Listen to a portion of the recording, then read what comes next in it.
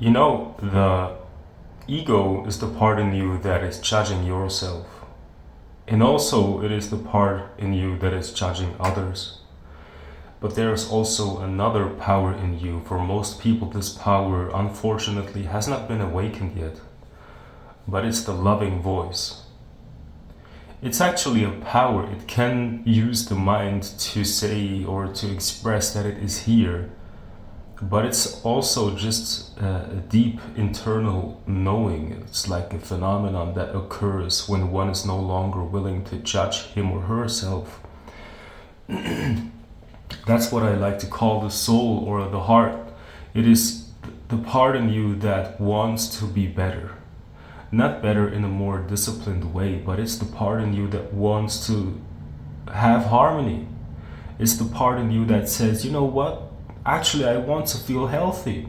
You know what? Actually, I want to go outside and smell nature. It's the part in you that says, I want to have connection. I want to have an open heart. I want to be healed. I want to feel holy. And when I say holy, I'm not talking in a religious way. Holy simply means that you are no longer rejecting any part of yourself. You know, when you were born into this world, you have already been holy.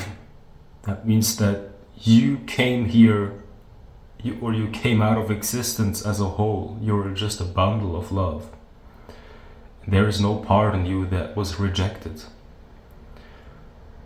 And over time, we become more and more complex beings in the conditioning of our parents, because of the conditioning that our parents have and also our surrounding.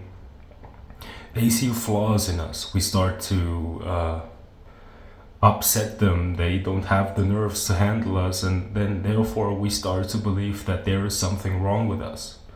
So and that's when we fall from grace, because we ourselves start to believe that we are wrong as we are. There are parts in us that are false, that are wrong, that we need to reject ourselves.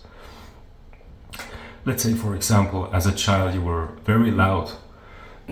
Your parents couldn't handle it, and then you think, okay, if I want to be loved, then I need to pretend that I'm a silent person or a very quiet person.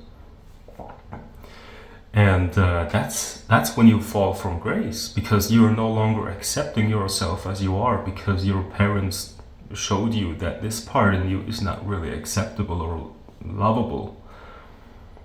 But and those wounds accumulate over time. It becomes worse and worse the older you get, and therefore you're blessed if you're young and find out about self-love. So what you can start to do is simply just sit down or lay down somewhere and just start where you are. You don't have to pretend that you are happy if you're feeling sad. You don't have to pretend that you're joyful if you're feeling angry. You can just simply be here and don't reject the mind straight from the beginning, just because some spiritual teacher has taught you that the mind is just an illusion and you just have to get rid of it. Don't reject the mind right away. First start by asking yourself, where am I right now? How do I feel? And then let the answer come up naturally, and let it be an authentic answer. And then when it says something very normal and authentic, like for example, I hate where I am right now in life, and I hate who I am, I hate who I have become, then tell yourself, that's okay.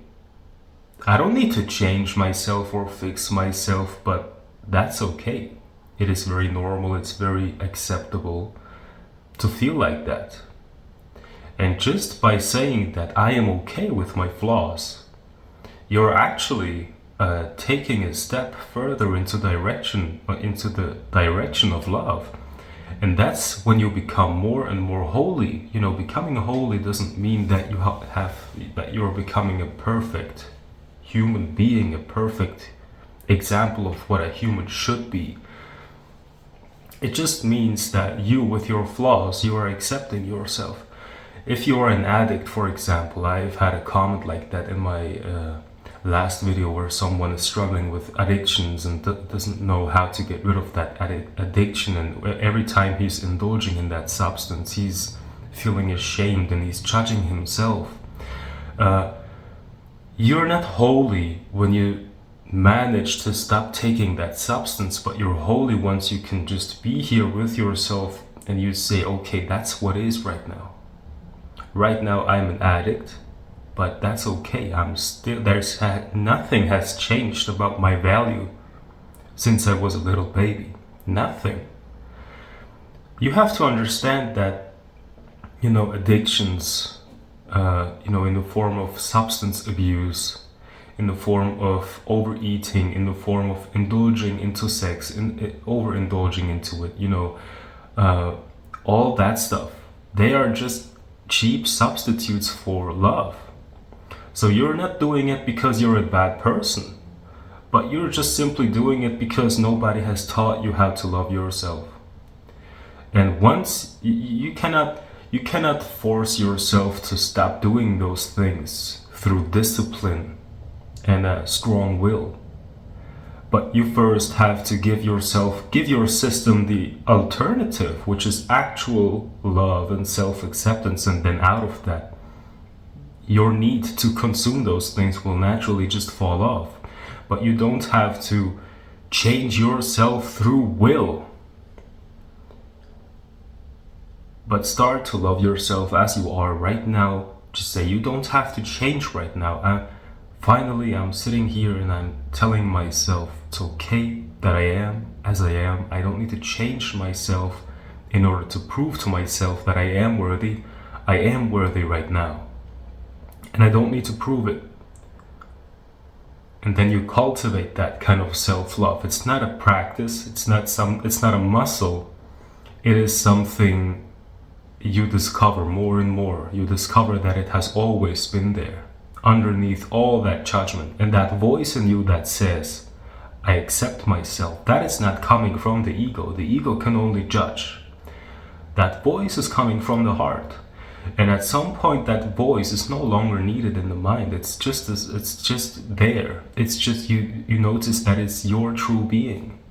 And it's not separate from the universe. That's the ocean in a drop. And then you can finally start to let go. You can really let go. You cannot. There was another comment in my last video where someone said that he is afraid of letting go, or maybe it was a she.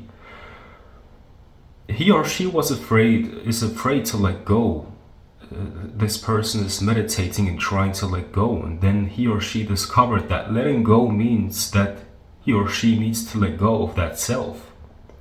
And this person doesn't feel ready to let go of that self, and most probably the reason for this could be that the self is not integrated yet.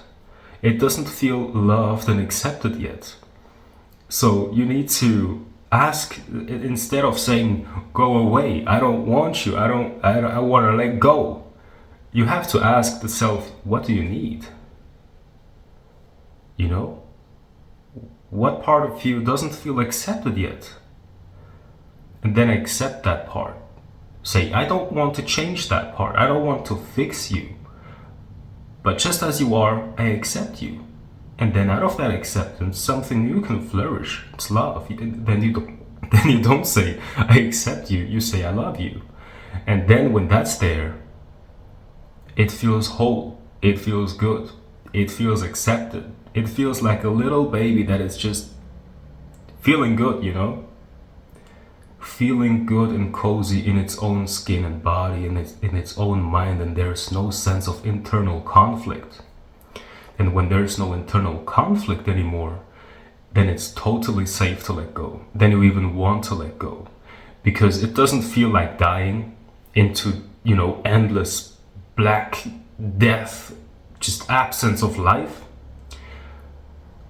But you become you see yourself as a little drop of love, and letting go feels like dissolving into the ocean of love. So it's like a little angel that is letting go, knowing that God will be there to carry it. It doesn't feel like dying, just death and hell and darkness and void. It's not like that. It's really, you let go and there is the love of God carrying you. But first you have to integrate that self when it's scared and ask it, why are you scared? Don't change that thing that it's scared of. It's just accept it, integrate it. Ask it, what do you need? And then letting go becomes a very easy thing. You first have to become holy again, and that's not a discipline. It is really just a form. It's something that happens naturally once there is no inner conflict anymore. To not be holy means to be internally fragmented. That means that there is a part of you that you like to identify yourself with, maybe a part of you that feels very grandiose for being so successful, and it feels like it's being so it's accepted by society. You're so successful, then you just show that face. But there are many, many more parts in you that you reject because you feel like you cannot show them to anyone, and you don't want them yourself. You don't want to see them yourself. Becoming holy simply means to no longer have all these fragments within yourself and say, I accept every single part of me. And when all these things are accepted, you're holy again. Then you don't reject anything of you. It's just you're whole, you're flawed, you're not perfect. But in that non-perfection, there is love. And then that's the perfection you're looking for. You see that in my imperfection, what's the word? In this imperfection that I am perfect, because I now finally can see that none of those parts are flawed. It's the imperfection. Just because one is imperfect doesn't mean that there is no love. It doesn't mean that those parts don't deserve love or acceptance. So you simply see there are these parts, okay, and they are imperfect because one part is smoking cigarettes, another part is drinking alcohol, another part is lusting, another part is, and you simply see that it's not just imperfect and flawed, but you see that it's just a system trying to find a cheap substitute for love. And then you start to see the innocence in it, and then you become whole again, and then it becomes very easy to let go.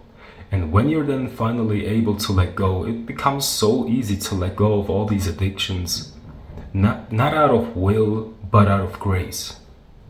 All right.